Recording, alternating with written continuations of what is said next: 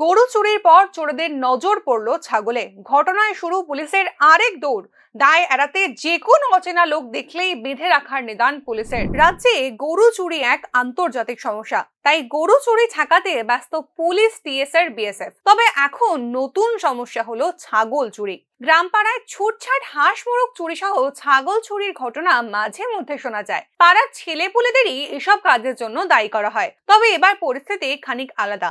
সম্প্রতি এই খবর নিয়মিত উঠে আসছে। শনিবার আমতলী থানার মধুবন ঝরঝরিয়া এলাকায় দিন দুপুরে গৃহস্থের 3টি ছাগল নিয়ে যায় চোরের দল। শনিবার সকালে মুকুন্দ সরকারের স্ত্রী বাড়ির পাশেই 3টি ছাগলকে বেঁধে রেখে যান। কিছুক্ষণ বাদে দেখেন 3টি ছাগলের একটিও নেই। ছাগলের গলার দড়ি কেটে ছাগল নিয়ে গেছে চোর। আরে আমি ছাগল দিয়া গেলে আইছি।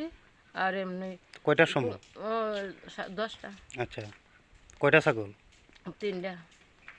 আচ্ছা, কে নিচে মানে মানে কেউ দেখছেন লয়ে যেতে? না, যাইতে তো দেখছি না, সব দবাইছি না। আচ্ছা, আর কোনো সময় এরকম নিছি ছাগল? না না, আমার নিচে আগে সারা আসলো, সারার থেকে নিচে। আচ্ছা আচ্ছা, তারপরে গরুও নিচে আগে 3টা। আচ্ছা আচ্ছা, কি ছাগল আছিল এটি? 3টা গাব ছাগল, একটা 4 মাসের আর 2টা 3 মাস করে 6 মাসের। আচ্ছা, এই ছাগলটির দাম কত আছিল? অন্তত বাচ্চাও চলে 20,000 টাকা। খবর পেয়ে মুকুন্দ সরকারের বাড়ি পৌঁছয় আমতলী পুলিশ। গরু চুরি নিয়ে ইতিমধ্যে নাজেহাল পুলিশি দফতর। চুরি গেলে পুলিশের হাতে গরু উদ্ধারের মতো ঘটনা শোনা যায় না। নতুন সমস্যা এবার ছাগল চুরি। আপাতত গ্রামের বাইরের কেউ এই কাজ করেছে বলে সন্দেহ করছে পুলিশ।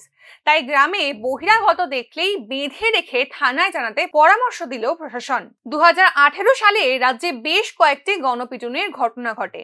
এক মন্ত্রীর বেফাঁস মন্তব্যে বেশ কয়েকটি গণপিটুনি হয়। সপ্তাহ খানেক আগে এক বিধায়কের ভোকাল টনিকে উজ্জীবিত হয়ে 2-1টি নেশাখোরের ধরপাকড়েরও ঘটনা দেখা যায়। সামাজিক শাসনের নামে আইন হাতে তুলেই চলছে সামাজিক শাসন।